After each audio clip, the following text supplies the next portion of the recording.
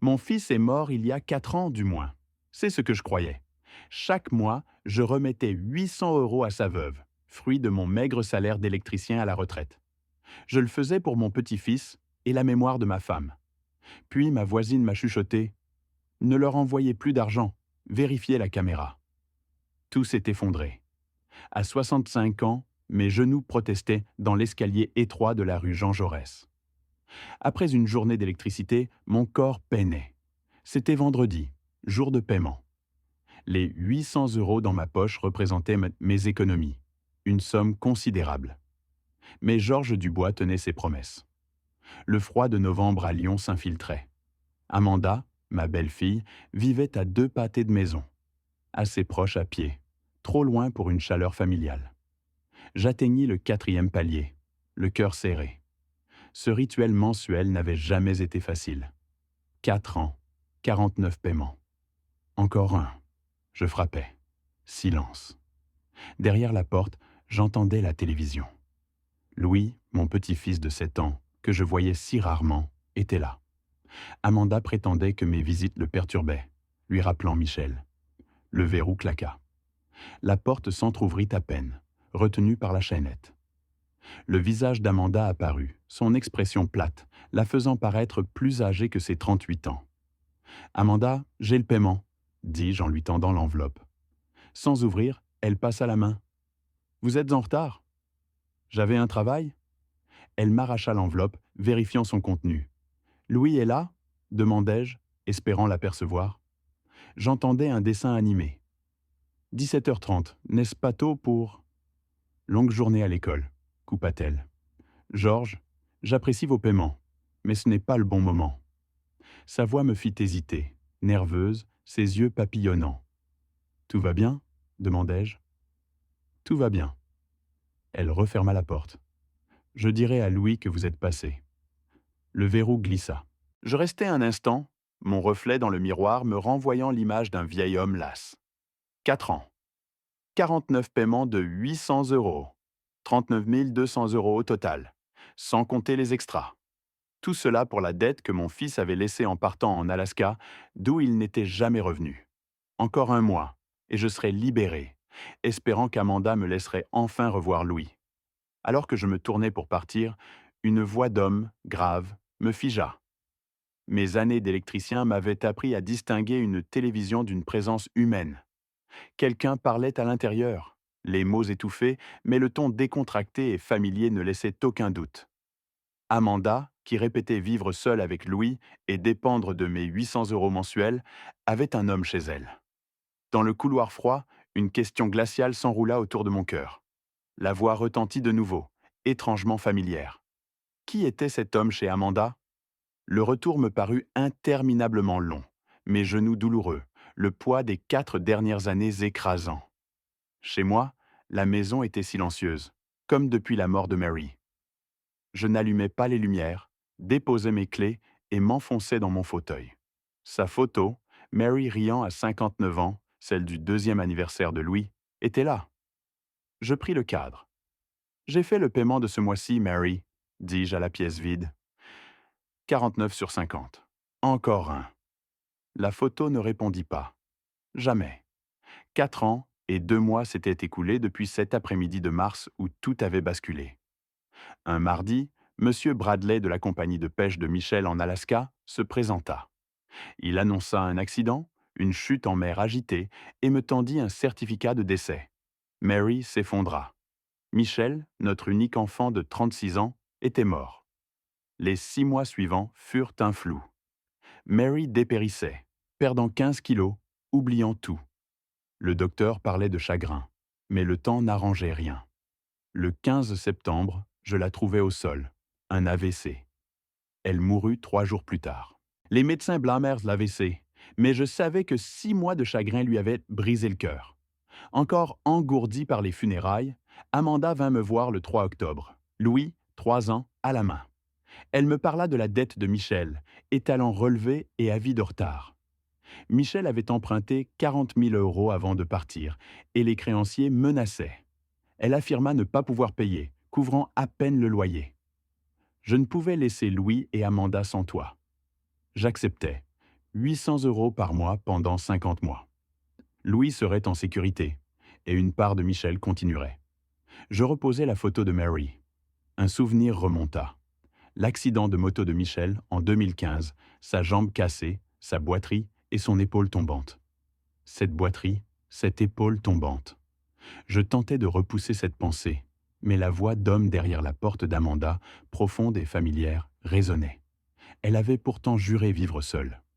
L'image souriante de Mary ne calmait pas mon malaise. Un mois de plus, murmurai-je. Puis, peut-être pourrais-je être un vrai grand-père pour Louis. La froideur d'Amanda, cette voix d'homme, l'enveloppe arrachée sans un mot. 4 ans de paiement pour si peu de temps avec Louis.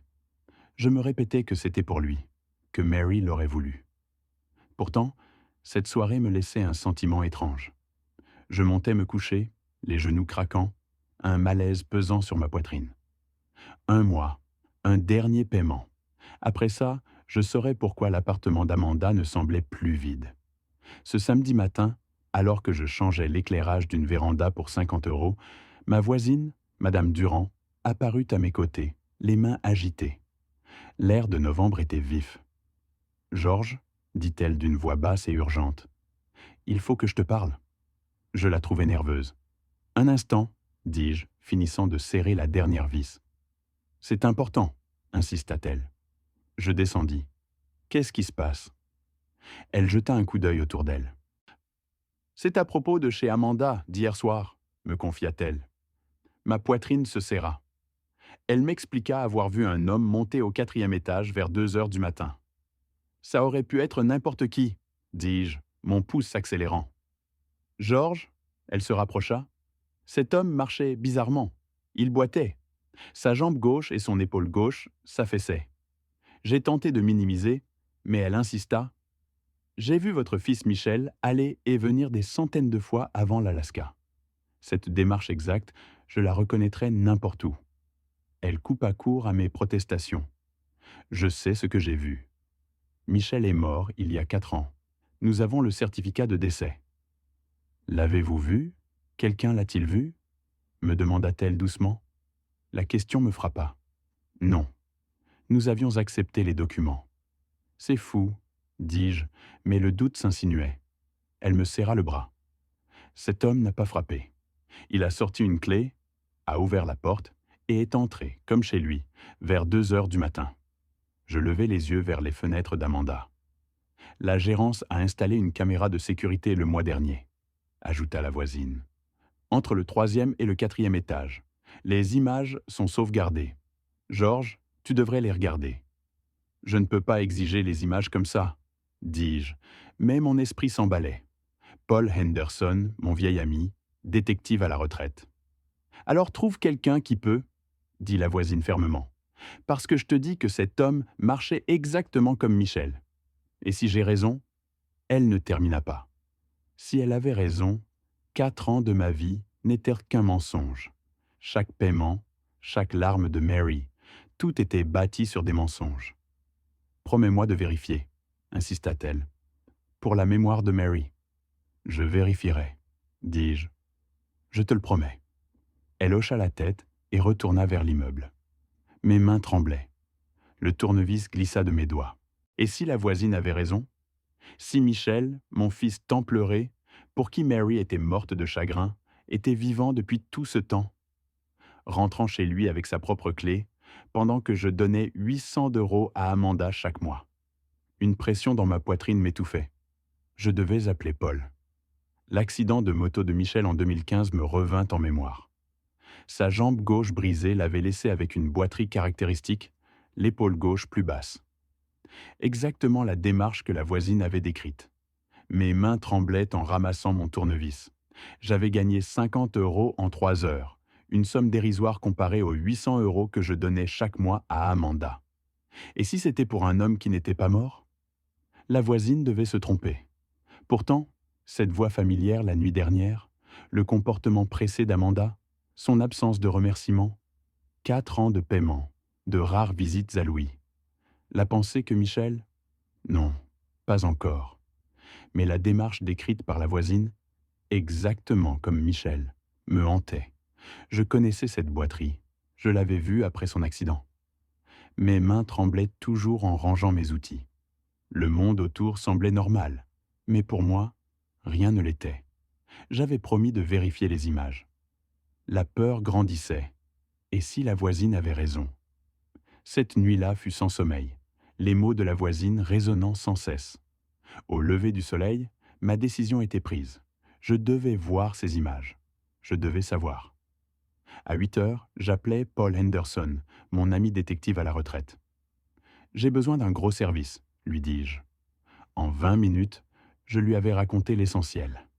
Les paiements, le témoignage de la voisine, la boiterie, la clé. Paul m'assura. Laisse-moi quelques heures. Je connais quelqu'un chez SecureTech. Ne me remercie pas encore. Voyons ce que nous trouvons. Paul me rappela à 15 heures. Viens et apporte du café. Chez lui, l'ordinateur était ouvert, une clé USB branchée. Mon contact a récupéré 3 mois d'images. Sur l'écran, une grille de date. Le 6 novembre, dis-je. Paul lança la vidéo. Noir et blanc, granuleuse, 1h47. Le palier était vide, puis une ombre apparut dans l'escalier. L'homme se précisa. Taille moyenne, veste sombre, casquette, masque. Il avançait prudemment, mais sa démarche me frappa. Le pied gauche traînait, la spole s'abaissait à chaque transfert de poids. Une boiterie nette. Il atteignit la porte d'Amanda, sortit un trousseau, choisit une clé sans hésiter et entra. 8 secondes. Comme chez lui. Nous repassâmes la séquence plusieurs fois. Après l'accident, il a toujours marché comme ça, dis-je, pensant à 2015, à la jambe brisée, à la hanche. Paul vérifia d'autres dates. Le schéma se répétait. La nuit suivant chacun de mes paiements, la même silhouette entrait entre 1h et 3h, repartait vers 5h.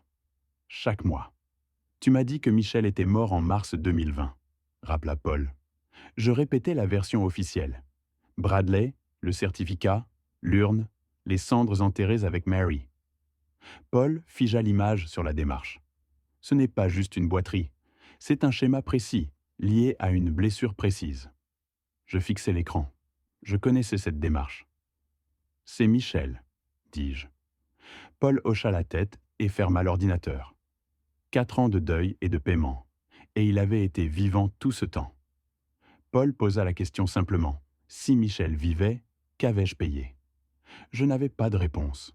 Le soir, à ma table, la douleur laissa place à une colère froide. Paul insista. Il fallait des preuves solides. Le visage était trop flou. Il traça un plan. Suivre Amanda, retracer l'argent, localiser Michel grâce à sa routine et vérifier Bradley et sa prétendue compagnie. Nous décidâmes de ne rien dire à Louis. Mardi, je prévins Amanda que je prendrais Louis à l'école pour une pizza. À 14h45, j'étais devant l'établissement. Paul surveillait l'immeuble. Louis arriva, heureux. Je lui attachai la ceinture et envoyai « Je l'ai, voie libre ». Paul répondit qu'il gardait la porte. Au Domino's, Louis jouait. À 16h32, message « Elle bouge ». Paul la suivit jusqu'au coin café.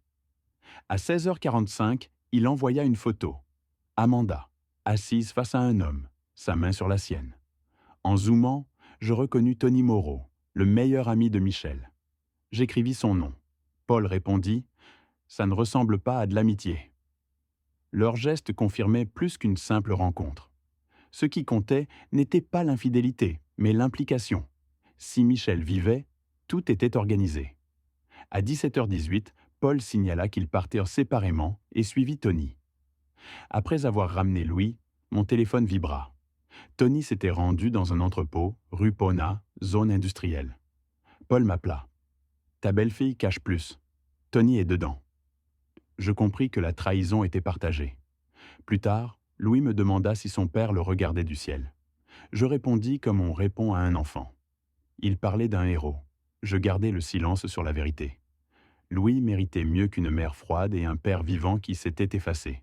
À 19h05, je ramenai Louis rue Jean Jaurès. Amanda ouvrit, bras croisés, le visage dur. « Vous êtes en retard » lança-t-elle. « Il est 19h05 » rétorquai-je. « En retard, c'est en retard » répliqua-t-elle en tirant Louis à l'intérieur. « Merci pour la pizza, papy » cria Louis. De rien, mon pote, lui dis-je. Amanda me regarda froidement, puis me claqua la porte au nez. Je restai devant cette porte close où Louis allait dormir, bercé de mensonges. En redescendant, je murmurai « J'obtiendrai justice. Pas pour moi, pour lui. Louis méritait la vérité, un avenir sans mensonges. Je m'en assurerai. » Mercredi matin, Paul m'appela. « J'ai un contact à la banque. Tu ne vas pas aimer ce que j'ai trouvé. » 20 minutes plus tard, chez lui, il me montra les relevés bancaires d'Amanda sur 4 ans. « C'est une zone grise, admit-il, mais on suit l'argent. » Il m'expliqua les dépenses mensuelles d'Amanda. 1750 € minimum. « Elle ne travaille pas, murmurai-je.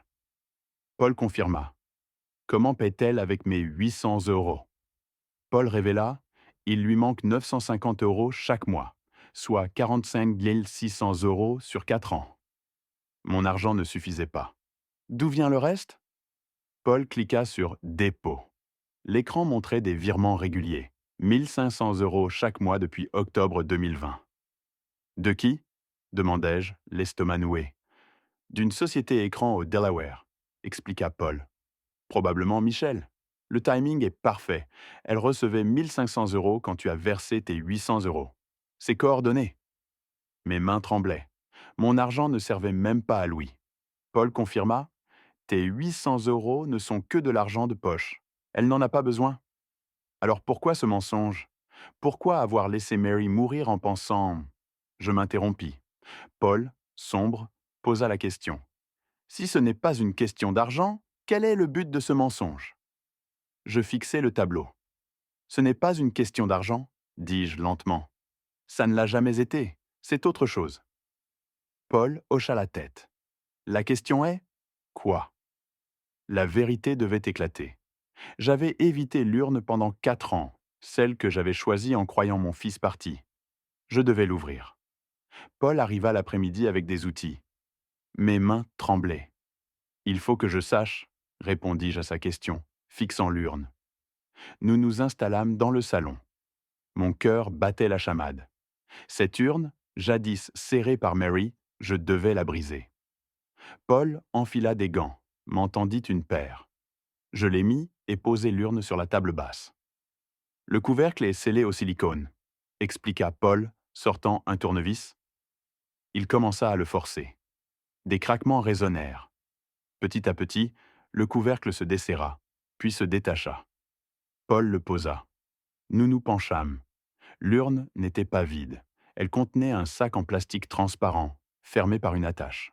Le sac contenait une poudre grise, trop légère, et quelques galets. Paul, après l'avoir analysé, déclara « Des cendres de bois, pas des restes humains. Les pierres sont là pour le poids. » Mes jambes lâchèrent. « C'est faux, » murmurai-je, le souffle coupé. Paul, grave, acquiesça. Je repensai à Mary, pleurant sur cette urne vide.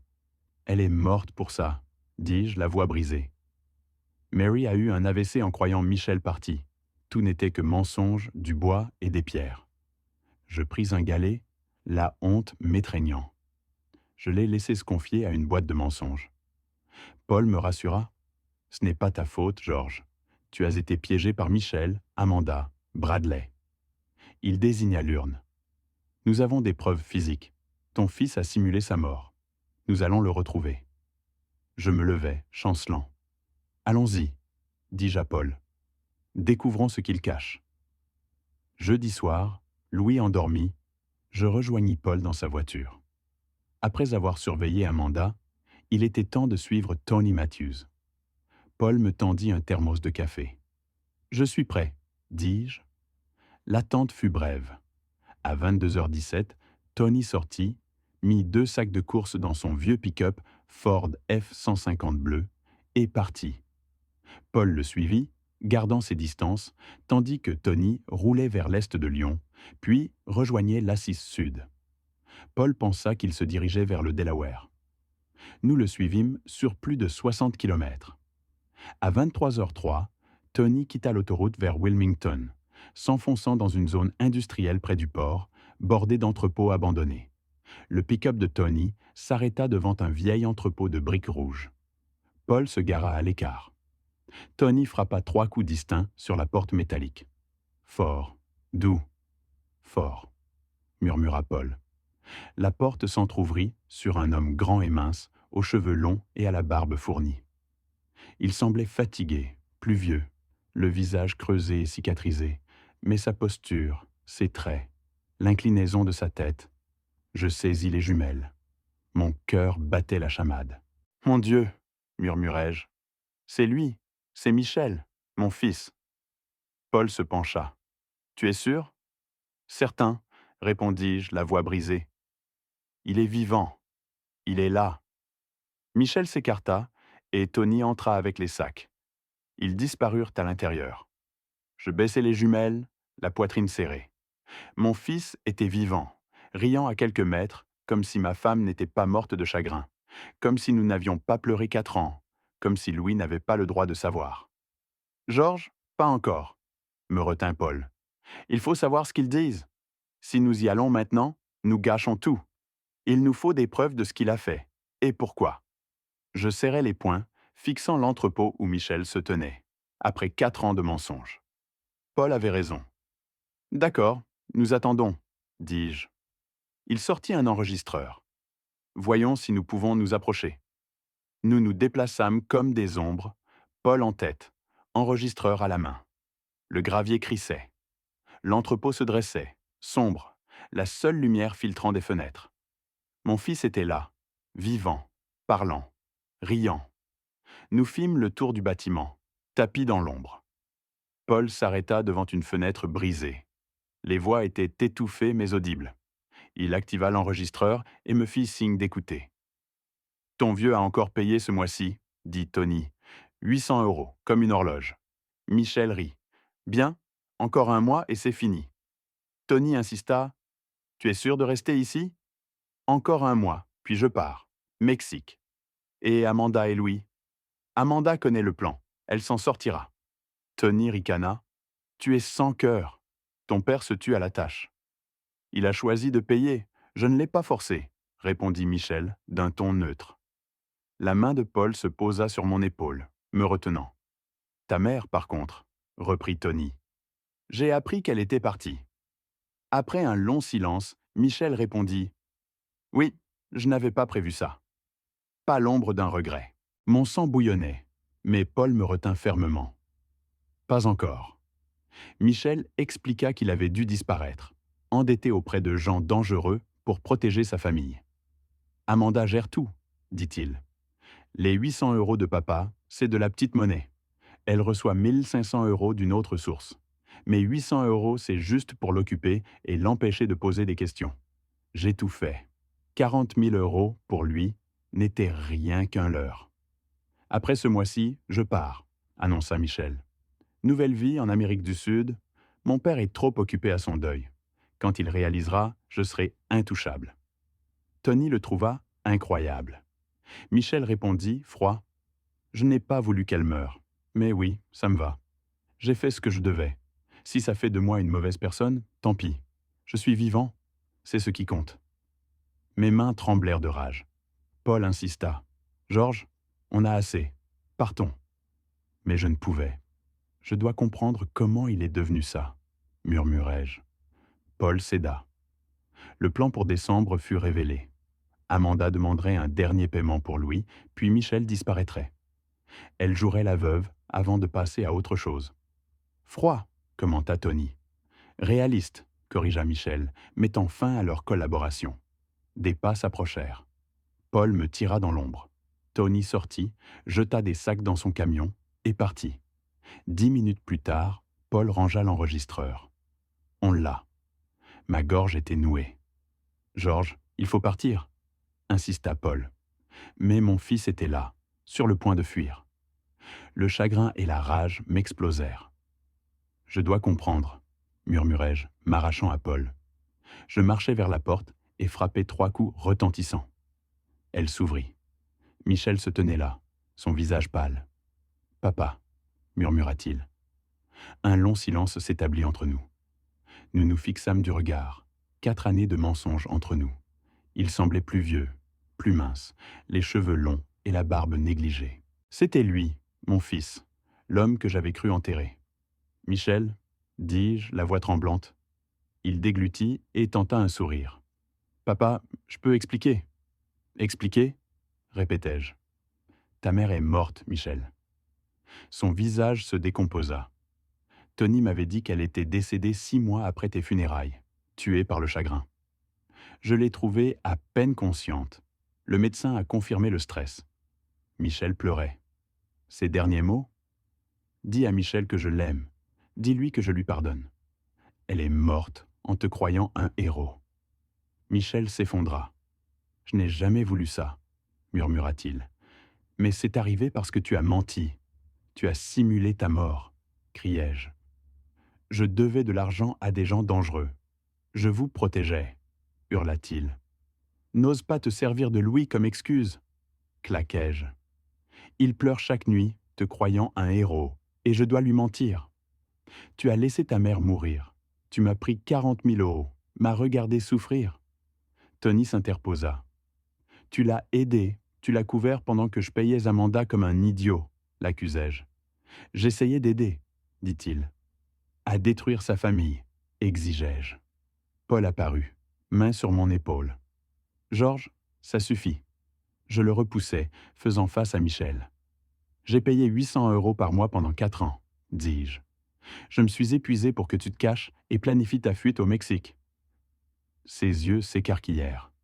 Tu nous as entendus, chaque mot. On a tout enregistré.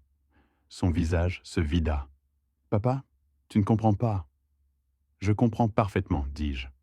Tu es un menteur, un lâche. Le fils que j'ai élevé est mort le jour où tu as simulé ta mort. Tu n'es qu'un étranger. Je me détournai. Paul m'attendait à la porte. C'est fini, dis-je.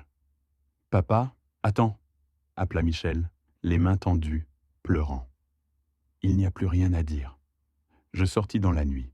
L'air pesait, mais ne pouvait apaiser le feu en moi. Je ne regardais plus en arrière. Certaines portes, une fois refermées, ne s'ouvrent plus. Paul conduisit en silence 20 minutes.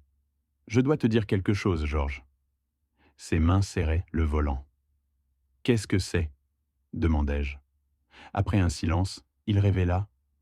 J'ai eu un fils, Daniel, décédé il y a 7 ans, à 28 ans. Je le fixais, choqué. Je suis désolé, Paul. Il hocha la tête. Ce soir, vous voir, ça a tout ramené. Je ne savais que dire. Paul, mon ami de 30 ans, n'avait jamais mentionné de fils. Que s'est-il passé? Demandai-je. Paul expira. Daniel avait des problèmes d'argent. Imprudent, impulsif, il empruntait sans jamais rembourser. J'ai essayé de l'aider. J'ai hoché la tête. Il avait déjà épongé ses dettes. Un jour, Daniel l'a appelé. Il devait 10 000 euros à des gens dangereux. Tu les lui as donnés? Demandai-je. La mâchoire de Paul se crispa. Il avait proposé d'aider Daniel, mais voulait le rencontrer d'abord. Daniel avait promis de venir le lendemain, mais n'était jamais apparu. Un poids froid s'installa en moi. Que s'est-il passé? Sa voiture a été retrouvée dans le Rhône 2 jours plus tard, dit Paul doucement. La police a conclu à un accident, mais Daniel connaissait cette route. Le médecin légiste a trouvé des contusions, des marques de défense. Je fermai les yeux. Ils l'ont tué. Oui, dit Paul. Et je n'ai rien pu prouver. L'affaire a été classée. J'aurais dû payer, murmura Paul, la voix brisée. Lui donner l'argent ce jour-là. Ce n'est pas ta faute, dis-je fermement.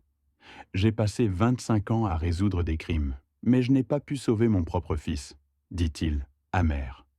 C'est pour ça que tu m'as aidé? À cause de Daniel? Demandai-je enfin. Paul hocha la tête. Quand tu m'as parlé de Michel, j'ai revu ma propre douleur. Je n'ai pas pu sauver mon fils, mais je peux t'aider à obtenir justice. Ma gorge se serra. Merci, Paul, pour tout. Il acquiesça. Tu mérites des réponses.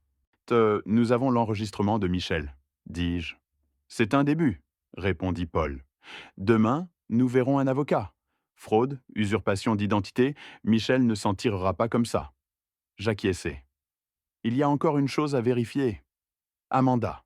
Je dois savoir si elle est une victime ou une complice. Paul serra le volant. Tu penses qu'elle savait? Je pense qu'elle a touché 1 500 euros par mois pendant 4 ans, qu'elle m'a menti à chaque fois et qu'elle sait où se trouve Michel. Paul resta silencieux. Si elle était impliquée depuis le début, je serrai la mâchoire. Alors elle en répondra, comme Michel. Paul hocha lentement la tête. D'accord. Demain, nous découvrirons toute la vérité. Demain, répétai-je. Le reste du trajet se fit en silence, lourd de détermination. Le vendredi matin, Paul m'appela. Georges, il faut que tu vois ça. 22 minutes plus tard, à sa table de cuisine, il ouvrit son ordinateur. Après avoir quitté l'entrepôt hier soir, je suis retourné seul. J'ai suivi Tony. Je le fixais. Tu l'as suivi? Oui, dit Paul. Regarde. Il ouvrit un dossier de photos. La première montrait Amanda devant le café. La suivante, Tony, s'approchant d'elle. Ils s'étreignaient, puis s'embrassaient sous un lampadaire. « Oh mon Dieu !» murmurai-je. Paul continua. Amanda et Tony montant dans son camion, puis le camion devant un motel bon marché. Enfin, ils entraient ensemble, le bras de Tony autour de sa taille. Je me reculai, les mains tremblantes. Elle a une liaison avec Tony. C'est pire que ça, dit Paul, sombre. Il ouvrit sa boîte mail. J'ai réussi à accéder au compte de Tony la nuit dernière. Comment? Demandai-je. Vieilles astuces, répondit Paul. Il afficha une conversation par email entre Amanda et Tony, datée du 10 novembre. Je lus de Amanda à Tony. Objet. Aucun. Encore 2 mois, chérie. Après ça, on prend tout et on disparaît.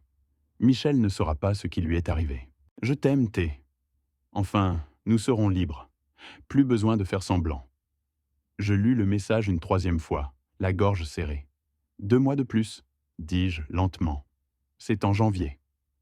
Pile quand Michel prévoyait de fuir au Mexique, ajouta Paul. Sauf qu'Amanda compte s'enfuir la première, avec Tony et tout l'argent. L'email suivant, de Tony à Amanda, confirmait le plan. Tony y expliquait avoir préparé un compte aux îles Caïmans. Dès que nous atteindrons les 50 mois, nous transférerons tout et le clôturerons. Michel ne pourra jamais le retrouver. Un compte offshore intraçable, dit Paul. C'est là que les 1 500 € par mois sont allés. Amanda l'a détourné sous un faux nom, et au bon moment, elle et Tony vont le vider et disparaître. Elle avait tout planifié. Non seulement elle me mentait, mais elle mentait aussi à Michel. Exactement, dit Paul. Michel se croit maître du jeu, mais Amanda et Tony le manipulent. Ils l'utilisent pour collecter l'argent, puis le laisseront tomber. L'expression d'Amanda n'était que ruse, et Michel ignorait tout de leur plan. Les emails de Paul révélaient un plan méticuleusement élaboré depuis des mois, incluant date de transfert et vol. Louis, un simple pion, serait abandonné, les emails ne le mentionnant jamais. Sa femme et son meilleur ami trahissaient Michel, le laissant sans rien après avoir tout pris. 3 menteurs, 3 voleurs m'avaient utilisé. Louis, 7 ans, restait ignorant, Amanda ayant manipulé chacun. J'avais cru à sa supercherie pendant 4 ans. Paul s'interrogeait sur le sort de ces plus de 100 000 € accumulés. Ils allaient tout prendre et disparaître, laissant Michel seul face aux conséquences. Nous devions agir vite, et je me sentais prêt. Paul, qui avait passé la nuit à traquer l'argent, fit une découverte encore plus grave. Le samedi matin, je le trouvais épuisé devant des relevés bancaires. Il n'avait pas dormi, trop occupé à suivre la piste. Il m'expliqua le chemin de l'argent sur un organigramme. Mes 800 € mensuels, soit 39 200 € en 49 mois, étaient déposés par Amanda sur son compte PNC, puis transférés vers un compte X anonyme, une société écran au Delaware. À cela s'ajoutaient 20 000 € d'une source inconnue. Michel, mon complice, y versait l'argent de ses petits boulots, soit près de 60 000 € au total. Paul, le visage sombre, m'apprit que la somme avait été virée du compte Delaware le 4 novembre vers Grand Cayman, sur un compte offshore codétenu par Amanda et Tony Matthews. Mon estomac se serra. Ils avaient déjà déplacé l'argent. Paul confirma qu'Amanda et Tony avaient vidé le compte pendant que Michel attendait son tour. Plus de 60 000 € s'étaient envolés vers un compte offshore introuvable. Le récupérer serait presque impossible, à moins de les arrêter avant qu'ils n'y accèdent. Paul afficha ensuite 2 billets d'avion. Vol AA 1842, Lyon vers Grand Cayman, le 18 novembre 2024, 10h45. Passagers, Amanda et Anthony G. Matthews. 3 jours seulement. Billet aller simple. Michel n'était pas mentionné. Il croyait partir pour le Mexique en décembre, ignorant que sa femme et son meilleur ami allaient l'abandonner après l'avoir utilisé comme mule. Il avait pris tous les risques, et il s'apprêtait à s'enfuir avec tout l'argent, le laissant sans rien. Je serrai les poings. Et Louis? Paul me montra des documents. Pas de passeport, pas de billet. Amanda abandonnait son propre fils. J'eus la nausée. Les informations de vol étaient sans un éclair. Lundi 18 novembre, dans 3 jours, Amanda et Tony s'envoleraient pour Grand Cayman. L'argent, mes 45 000 euros, 4 ans de ma vie, l'avenir de Louis, serait perdu à jamais. Il faut agir vite, me pressa Paul. Une fois sur cette île, l'argent est intraçable. Je savais que je devais retourner à l'entrepôt. Michel méritait de connaître la vérité, lui aussi trahi. Samedi après-midi, Paul et moi retournâmes à Lyon. Devant l'entrepôt, je me préparais. La dernière fois, j'avais renié mon fils. Aujourd'hui, je venais pour une autre vérité. Paul me demanda si j'étais prêt, et j'acquiesçais. Je frappais à la porte. Michel, pâle et confus, apparut. « Nous devons parler, lui dis-je. D'Amanda. » Son expression passa de la surprise à la lassitude. « Qu'est-ce qu'elle a fait ?» Sans répondre, je le dépassai, Paul me suivant. Michel referma la porte. Je lui tendis mon téléphone. Son visage devint livide en voyant les photos d'Amanda et Tony s'embrassant. La 3e photo les montrait entrant dans un hôtel. « Non, ce n'est pas réel, » murmura Michel, tremblant. « Si, » dis-je froidement. « Ils se voient depuis des mois. Ton meilleur ami, Tony, et ta femme. » Paul confirma que c'était récent. D'autres clichés défilèrent. Amanda et Tony riant, se tenant la main. Michel s'effondra, la tête dans les mains. « Je ne comprends pas. » Paul ouvrit son ordinateur. Il y a plus. Il afficha les emails entre Amanda et Tony. On prend tout et on disparaît. Michel ne verra rien venir. Son visage se froissa. Paul expliqua qu'elle comptait le quitter et s'enfuir avec Tony. Je lui montrai les relevés bancaires. Michel vit 60 000 euros transférés vers un compte offshore, au nom d'Amanda et Tony. « Tes 20 000 euros, mes 45 000 euros, dis-je. Michel, qui n'avait cru donner que 20 000 euros, comprit le vol. 800 euros par mois pendant 50 mois. J'ai travaillé comme un forçat. Elle a tout pris. Paul afficha l'itinéraire de vol. Départ lundi, 10h45, de Lyon vers Grand Cayman. Billet aller simple. 2 billets seulement. Amanda et Tony? Pas de Michel, pas de Louis, confirma Paul. Michel releva la tête, choqué. Louis? Elle l'abandonne? Il se leva, les poings serrés. C'est sa mère, elle ne ferait pas ça. Paul insista. Pas de passeport ni de billet pour Louis. Elle le laisse. Michel s'effondra. J'ai tout détruit. Maman est partie. Tu as souffert. Tout ça pour une femme qui s'est moquée de moi. Je regardais mon fils, brisé. Une partie de moi voulait le laisser, mais je me souvenais du garçon que j'avais élevé. Je ne peux pardonner ce que tu as fait à Mary, ni les années volées, dis-je. Michel, en larmes, acquiesça. Mais nous avons un ennemi commun. Amanda et Tony vont prendre l'argent, te laisser porter le chapeau et abandonner Louis. Michel me fixa. Que proposes-tu? Aide-moi à les arrêter. Nous pourrions récupérer l'argent et éviter à Louis de perdre ses parents. Michel, le regret visible, accepta de coopérer. Paul exposa le plan. Rencontrer l'inspecteur Maurice lundi matin avec toutes les preuves, témoignages, enregistrements, relevés, pour arrêter Amanda et Tony avant leur vol. Je le ferai, assura Michel. Dis-moi quoi faire. Lundi matin, 6 heures, nous étions devant l'aéroport de Lyon-Saint-Exupéry. Paul, Michel et moi attendions. L'inspecteur Maurice et son équipe étaient déjà à l'intérieur. À 7h28, une Honda s'engagea dans l'allée des départs. C'était eux. Amanda et Tony descendirent, riant, insouciants, Tony tirant 2 valises neuves. Une nausée me submergea. Paul nous ordonna de rester. Ils entrèrent dans le terminal. Nous les suivîmes à distance jusqu'à l'enregistrement, puis au contrôle de sécurité. Ils passent, murmura Michel, pâle. Ils franchirent la sécurité. Impatient, je demandai où est Maurice? Paul expliqua qu'il attendait le bon moment pour un dossier plus solide. Nous les suivîmes vers la porte B12, vol pour la Grande Caïmane. L'inspecteur Maurice s'avança, brandissant son insigne. Amanda, Tony, vous êtes en état d'arrestation pour fraude, complot et vol. Tony tenta de fuir, mais fut plaqué au sol par des agents. Les yeux d'Amanda me virent, je sortis. Elle pâlit. C'est fini, Amanda, dis-je. Nous savons tout. Son visage passa du choc à la rage. Aucune preuve, cria-t-elle. Paul brandit une clé USB. Relevé, email, virement, confession de Michel. Tout est là. Amanda, bouche bée, vit Michel et recula. Michel, tu es vivant? Il s'avança, le visage dur. Oui. Surprise. Paniquée, elle s'écria. Tu devais rester caché. C'était simple. Georges paie, on prend l'argent et on part. Ton plan, Michel?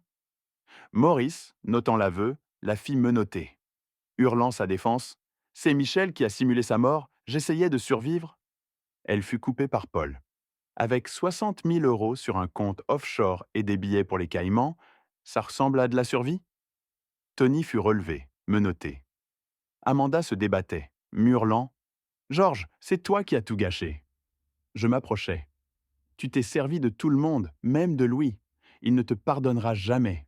Je le sauve d'un monstre. Elle hurla tandis qu'on l'emmenait. Tony, la tête basse, fut emmené. La foule nous regardait. Paul me tapota l'épaule. Tu as réussi, Georges? Je regardai Michel, le visage impassible. Viens, dis-je doucement. Allons chercher Louis. Il hocha la tête. Oui, ramenons-le à la maison. 3 mois plus tard, la salle d'audience était bondée. Louis, Paul et moi étions au premier rang pour voir la justice rendue. La juge Patricia Coleman examina les documents. Amanda et Tony, vaincus, étaient là. Michel, qui avait coopéré, irait en prison malgré une peine réduite. Monsieur Bradley attendait également sa condamnation. Les accusés se levèrent. Amanda Dubois fut reconnue coupable de fraude aggravée, complot, fraude électronique et mise en danger d'enfants. Elle fut condamnée à 12 ans de prison fédérale, 5 ans de probation et à me verser 60 000 € de dédommagement. Elle pleura. Tony fut reconnu coupable de complot, fraude électronique et vol, condamné à 8 ans de prison, 3 ans de probation, avec une responsabilité conjointe pour le dédommagement. Michel Dubois, coupable de fraude, falsification de sa mort et usurpation d'identité, bénéficia de sa coopération et fut condamné à 10 ans, avec liberté conditionnelle après 6 ans. N'ayant été que manipulé, il ne fut pas tenu responsable du dédommagement. Robert Bradley fut condamné à 5 ans pour faux et complot. L'audience fut levée. Dans le couloir, Michel me demanda à parler. J'envoyai Louis attendre dehors et fis face à mon fils. Michel s'excusa en larmes pour tout. Je lui pardonnai, mais le pardon n'effaçait pas les conséquences. Il purgerait sa peine et reconstruirait sa vie. Il me demanda si Louis viendrait le voir un jour. Je répondis que peut-être, après sa peine, et qu'il ait prouvé son changement. Il accepta, me remerciant de l'avoir aidé et protégé Louis avant de disparaître. Dehors, je rejoignis Louis et Paul. Louis demanda si son père allait s'en sortir. Je lui expliquai ses mauvais choix, mais qu'il aurait le temps de s'améliorer. Il me demanda si j'aimais toujours mon fils. « Oui, toujours », répondis-je, « mais l'amour n'accepte pas un comportement nuisible. » Louis hocha la tête. « Rentrons, dis-je. » 1 mois plus tard, je regardais le chèque de 60 000 €, fruit de la liquidation des biens d'Amanda et Tony. J'établis une liste. 15 000 € pour les réparations de la maison, 30 000 € pour l'éducation de Louis et 15 000 € d'épargne d'urgence. Un poids s'envola de mes épaules. Marie aurait approuvé. 2 semaines plus tard, je rouvris mon atelier. Fermé au décès de Marie, j'avais maintenant Louis et du temps. « Bien, mon grand, » dis-je en lui tendant une pince. « Je vais te montrer comment dénuder un fil. C'est ce que je faisais avec ton père. Un jour, cet atelier sera le tien. » Louis sourit, se concentrant tandis que je guidais ses mains. Un dimanche, Louise et moi allâmes au cimetière d'Oakwood. Devant la tombe de Marie, avec un bouquet de marguerites, je m'agenouillai. Marie, c'est fini. Justice a été rendue. Louise est en sécurité. J'ai tenu ma promesse. Louis, à mes côtés, demanda. Papy, tu crois que mamie est fière de nous? Très fière de toi, mon grand. Il sourit. Elle me manque. Moi aussi, dis-je. Ce soir-là, sur le porche, Louis demanda. Papy, tout va redevenir normal? Je le regardai. Nous allons créer notre propre normal, toi et moi. Il s'appuya contre mon épaule. Ça me plaît. Je le serrai. J'avais perdu ma femme, mon fils, mais il me restait Louis. C'était tout. Cette nuit-là, en bordant Louis, il me demanda « Papy, c'est quoi le plus important ?» Je répondis « Aimer honnêtement, pardonner et protéger les faibles. » Il ferma les yeux, souriant. En le regardant dormir, je ressentis une paix inédite depuis 4 ans. Le passé s'effaçait. Avec Louis, un avenir nouveau s'ouvrait. Mon histoire m'a enseigné mes erreurs. J'ai fait trop facilement confiance, aveuglé par le chagrin. Marie avait raison. Même dans l'obscurité, gardez foi. Ne répétez pas mes erreurs. Si quelque chose cloche, creusez et protégez les vôtres. Pardonner n'est pas oublier. Michel a fait face aux conséquences de ses actes. Aimez votre famille sans vous aveugler. Défendez la justice et acceptez-la. Louis est en sécurité. Il grandit fort et honnête. Je remercie d'avoir pu le protéger et lui offrir un meilleur avenir.